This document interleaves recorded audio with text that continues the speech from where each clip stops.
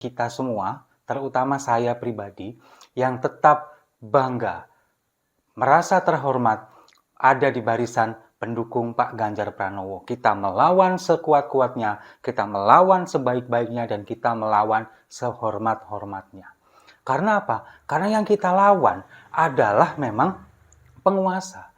Orang-orang yang ada di lingkaran penguasa, dan itu sangat mustahil dikalahkan. Meskipun ada peluang, tapi peluang itu sangat kecil.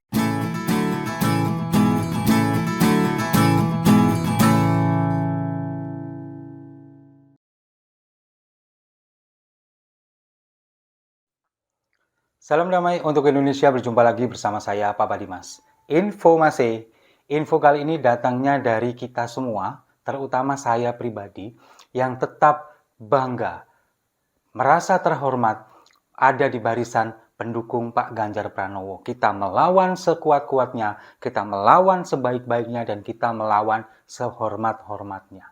Karena apa? Karena yang kita lawan adalah memang penguasa. Orang-orang yang ada di lingkaran penguasa, dan itu sangat mustahil dikalahkan. Meskipun ada peluang, tapi peluang itu sangat kecil. Meskipun peluang itu kecil, kita sudah berusaha, kita sudah mengerahkan segala kekuatan kita untuk mendukung Pak Ganjar Pranowo dan Profesor Mahfud MD. Kita selalu tetap berada di jalan kebenaran, tidak pernah belok-belok ke sana kemari. Tapi pada akhirnya hasil quick count menentukan bahwa pasangan Prabowo Gibran yang menang lebih dari 50% dan berpotensi menang satu putaran. Meskipun hasil dari real count dari KPU ini belum selesai. Kita tunggu saja. Tapi kalau kita melihat dari hasil real count sekarang yang sudah memasuki lebih dari 40% penghitungan suara, suara Prabowo Gibran ini memang sudah ada di angka sekitar 53% kemenangannya. Dan yang mengherankan adalah bagaimana mungkin suara dari Pak Ganjar Pranowo ini hanya 17%. Kemarin kan kita melihat ketika Pak Ganjar diwawancara doorstop oleh beberapa awak media, kemudian ditanyakan, bagaimana dengan perolehan suara? Nah, kamu percaya dengan suara saya segitu? Nah, terus terang kita juga nggak bakal percaya. Apalagi kalau kita melihat perolehan suara dari PDI Perjuangan ini sudah sampai 19 atau 20%. Nah, ini kan sebuah anomali yang kalau kita lihat kayaknya memang nggak mungkin. Suara partai pengusungnya sekian, 19-20%. Sementara Pak Ganjar ini diusung oleh 4 partai, baik partai dari parlemen maupun non-parlemen. Kenapa suaranya bisa seperti itu? Ini kan sesuatu yang aneh. Apalagi kita di media sosial itu banyak sekali menjumpai kecurangan-kecurangan yang dilakukan oleh beberapa panitia atau KPPS yang ada di daerah-daerah. Bagaimana kita melihat surat suara yang dicoblosi di nomor 2, lalu kemudian secara membabi buta, anak-anak juga dikerahkan dengan mencoblos itu. Belum lagi hasil rekapitulasi dari KPU, kemudian aplikasi Sirekap yang katanya akan dilakukan demi untuk efisiensi dan lain sebagainya, ternyata hasilnya juga di luar dugaan, lebih menguntungkan pasangan Prabowo Gibran. Itu kan semua yang kecurangan-kecurangan yang disajikan di depan mata kita. Nah, pada akhirnya saya pribadi sampai detik ini saya tetap tidak akan mau mengakui kemenangan Prabowo Gibran. Meskipun hasil quick count itu sudah muncul, sudah finish, sudah final. Dimenangkan oleh pasangan Prabowo Gibran. Tapi hasil dari real count ini belum.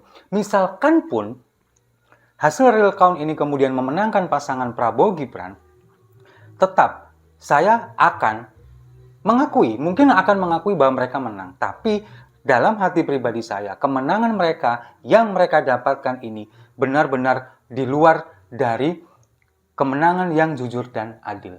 Meskipun saya tidak bisa membuktikan, tapi kenyataan di lapangan ini memang menyajikan yang seperti itu. Bahkan sekarang, tim pemenangan nasional Ganjar Mahfud dan juga Timnas Amin sudah melakukan koordinasi untuk akan menggugat ini. Kecurangan-kecurangan, mereka akan membawa bukti-bukti kecurangan, kemudian menggugat tentang putusan MK, menggugat tentang KPU yang kemudian melanggar etik dengan menerima pencalonan Gibran menjadi cawapres belum merevisi PKPU, itu akan mereka lakukan.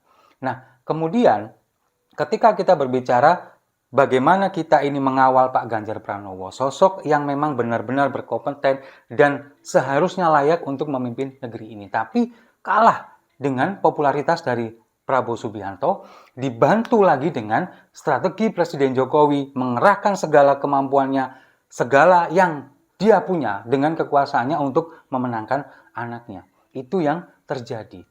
Tapi kita tetap patut berbangga ada di barisan Pak Ganjar Pranowo dan Pak Mahfud. Kemudian kita selalu mendukung mereka, memaparkan program-programnya, visi misi mereka.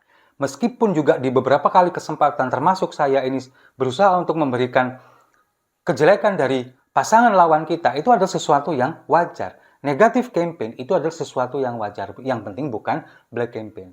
Nah, kita ada di sini, kita ada di barisan Pak Ganjar Pranowo, kemudian kita ingin membawa semangat reformasi demokrasi yang dulu dicetuskan oleh pendahulu-pendahulu kita. Para aktivis di tahun 98 ingin menegakkan demokrasi, tapi sekarang di tahun 2024, demokrasi ini kemudian seolah dikangkangi, kemudian seolah dimanipulasi untuk kemenangan pasangan tertentu, dan itu adalah anak dari penguasa. Nah, itulah yang pada akhirnya membuat saya berkesimpulan bahwa sampai detik ini saya tidak bisa menerima kemenangan dari Prabowo Gibran melalui quick count.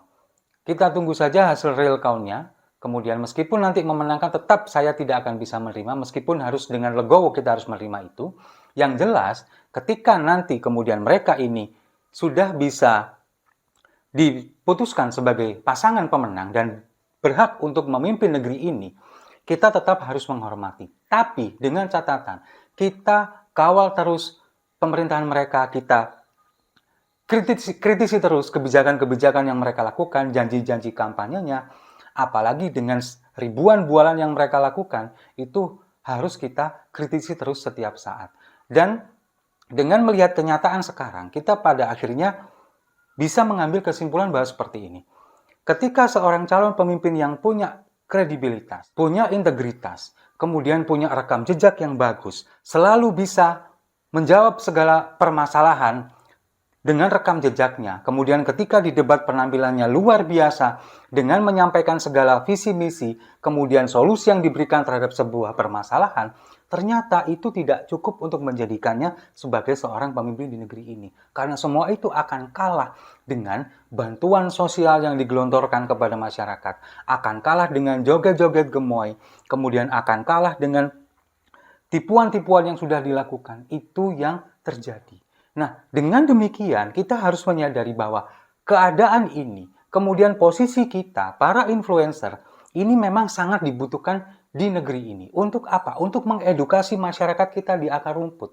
Mengedukasi masyarakat kita di bawah bahwa pemerintah yang diinginkan oleh masyarakat bukan yang selalu membagikan bansos. Bukan. Bukan pemerintah yang mengangkangi konstitusi, bukan pemerintah yang menjegal demokrasi, bukan. Bukan hanya pemimpin yang pandai joget-joget tapi tidak punya solusi untuk permasalahan di negeri ini. Itu tugas kita bersama. Nah, apalagi ketika kita melihat masyarakat yang ada di level bawah, mereka ini selalu manfaatkan kemiskinan dan kebodohan mereka. Selalu dikatakan bahwa kalau misalkan ingin bansos ini terus berlanjut, maka pilih anaknya Jokowi. Padahal ini kan memang sudah kewajiban negara, siapapun pemimpinnya. Bansos ini akan tetap terus digelontorkan. Yang penting tepat sasaran, itu yang terjadi. Nah, itu pun juga sudah dibantah oleh Presiden Jokowi bahwa bansos ini tidak ada kaitannya dengan pemilu. Tidak ada sangkut pautnya dengan politisasi bansos dan lain sebagainya. Padahal kalau kita melihat dengan 400 triliun yang sudah digelontorkan untuk bansos, ini ngalah-ngalahin bansos yang sudah digelontorkan untuk pandemi kemarin. Coba bayangkan, apa urgensinya pemilu? Apakah ini bisa mengalahkan urgensi dari pandemi COVID yang benar-benar ekonomi masyarakat terpuruk?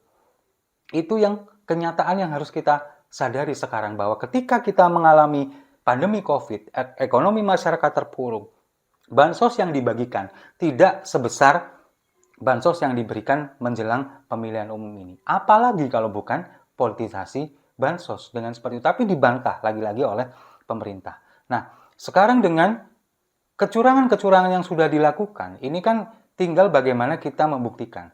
Tim pemenangan nasional Ganjar Mahfud, kemudian Timnas Amin juga sudah berkolaborasi untuk membuktikan itu semua.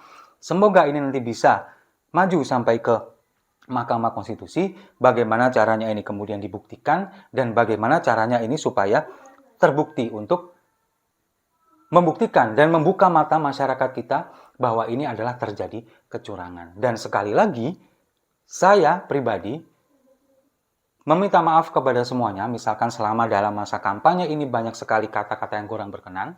Yang jelas kita tetap bangga, kita tetap terhormat ada di bagian ini. Kita ada di posisi ini, kita ada di barisan pendukung Ganjar Pranowo. Meskipun kita sampai detik ini belum mendapatkan pandangan yang positif untuk kemenangan Ganjar Mahfud.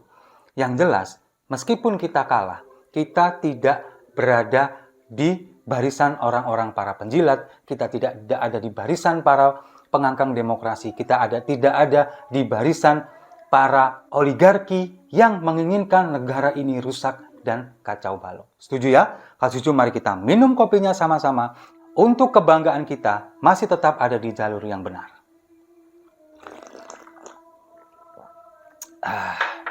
Saya rasa itu. Terima kasih sudah menyimak. Jangan lupa like, komen, dan subscribe. Sampai jumpa di video-video saya selanjutnya.